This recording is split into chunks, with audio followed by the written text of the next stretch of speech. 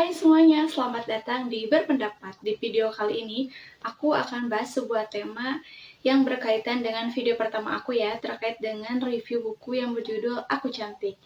Yaps, jadi di video ini aku akan ngebahas atau berpendapat terkait dengan kata kecantikan. Nah, dalam konsep ini, aku menggunakan 5W 1H. Oke, yang pertama itu adalah what. Apa sih definisi dari kecantikan? Oke, kalau untuk ngomongin kecantikan, pasti semua orang juga memiliki perspektif yang berbeda tentunya. Tapi di sini aku mau mengambil beberapa pendapat dari para ahli. Yang pertama itu dari Rostam Maylis. Dia menyebutkan bahwa kata cantik itu identik sekali mengenai perempuan, sedangkan pada laki-laki biasanya disebut dengan kata tampan. Nah, kata cantik ini juga diterjemahkan dalam bahasa Inggris dengan kata beauty, sedangkan orang yang ahli dalam bidang kecantikan disebut dengan beautician.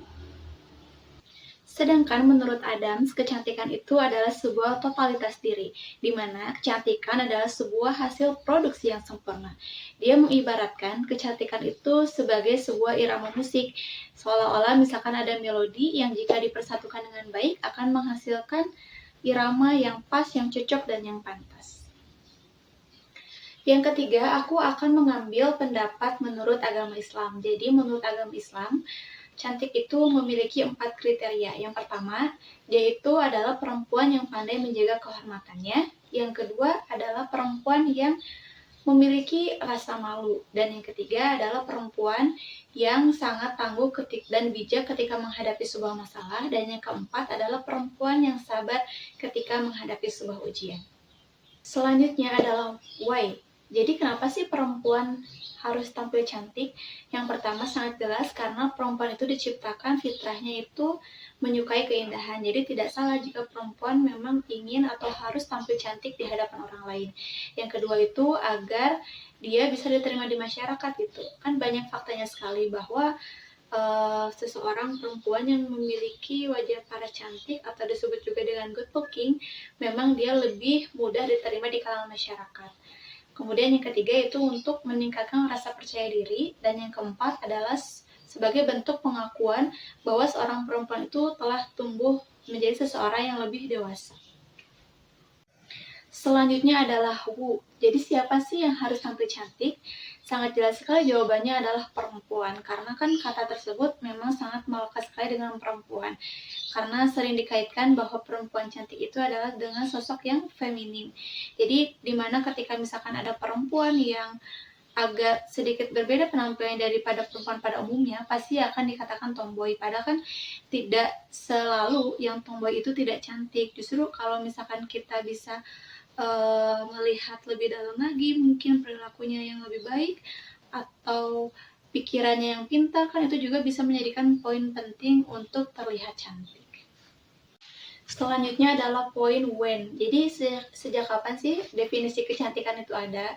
Berdasarkan data dari yang udah aku cari di buku ataupun di sumber referensi Google, bahwa kecantikan itu sudah ada sejak abad ke-20 hingga berangsur sampai sekarang. Dan tentu saja definisi kecantikan itu memiliki perubahan setiap zamannya, karena kan role model yang ada di sana itu tiap zaman pasti kan akan berbeda-beda, makanya akan menimbulkan perspektif definisi kecantikan yang berbeda. Akan tetapi memang saat ini itu kita lebih condong ke perspektif perempuan yang ada di luar negeri, seperti berkulit putih, kemudian berhidung mancung, bermata besar. Padahal itu kan bukannya salah, agak kurang tepat, karena kan di Indonesia sendiri kita itu masyarakatnya beragam, suku-sukunya banyak. Tentu saja sangat jelas itu bahwa definisi kecantikan di kita itu juga sangat beragam, tidak sama dengan mungkin negara-negara lain pada umumnya. Selanjutnya adalah where. Jadi, di mana sih definisi kecantikan itu akan ada? Ya, tentu saja ketika dalam suatu peradaban ada perempuan. Karena kan yang tadi di awal sudah aku jelasin bahwa kata cantik sendiri itu sangat melekat dengan perempuan. Jadi sangat dipastikan jika dalam sebuah sejarah masih ada perempuan, maka kata cantik tidak akan pernah hilang. Nah, ini tuh adalah poin yang terakhir adalah how. Bagaimana sih perempuan bisa tampil cantik, tentu saja itu banyak berbagai macam cara, yang mulai dari tradisional sampai mungkin dengan teknologi.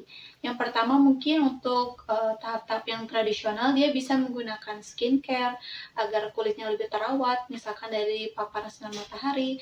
Kemudian setelah menggunakan skincare, dia bisa menambah atau menonjolkan wajahnya dengan tambahan atau polesan make up.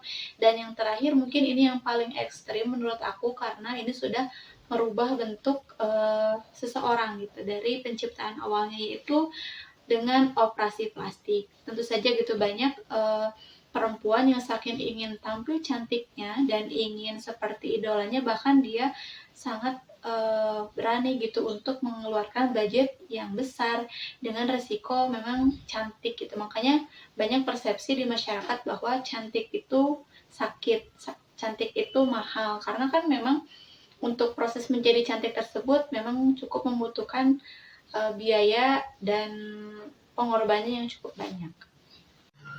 Oke, tadi kan udah aku jelasin beberapa konsep 5W1H dalam cantik. Itu yang aku dapat di beberapa sumber di buku ataupun di Google. Tapi kan kita sebagai manusia harus memiliki kemandirian berpikir. Jadi di sini aku mau menyampaikan pendapat aku terkait dengan soal kecantikan. Jadi menurut aku, kecantikan itu memiliki 3 aspek. Yang pertama itu dari segi penampilan, yang kedua itu dari segi akhlak, dan yang ketiga itu dari segi pikiran gitu, bahwa perempuan akan tampil cantik tentu saja yang pertama itu akan dilihat dari covernya gitu, karena menurut aku wajah itu atau penampilan kita itu adalah hal yang pertama tapi bukan utama. Jadi kan kenapa demikian? Karena seseorang pasti ketika bertemu dengan kita, yang pertama kali dia lihat tidak mungkin langsung hati kita, kan dia tidak tahu gitu. Manusia tidak bisa mendalami seberapa dalam hati manusia, tetapi yang akan dia lihat dulu adalah sampulnya, covernya, yaitu wajah kita.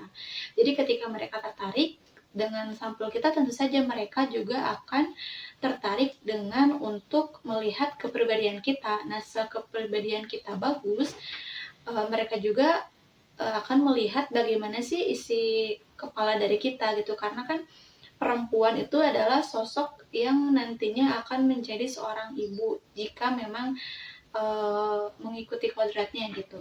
Nah, di sana kan pasti perempuan itu nanti dituntut untuk lebih sering bertemu dengan anaknya untuk mengasuh. Jadi kan di sana dituntut sekali untuk perempuan agar bisa memiliki wawasan yang luas untuk membentuk kepribadian anaknya yang generasi yang sangat baik di masa yang akan mendatang.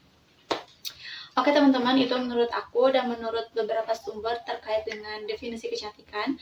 Menurut kalian sendiri apa sih kecantikan itu? Bisa langsung komentar ya di kolom bawah YouTube aku.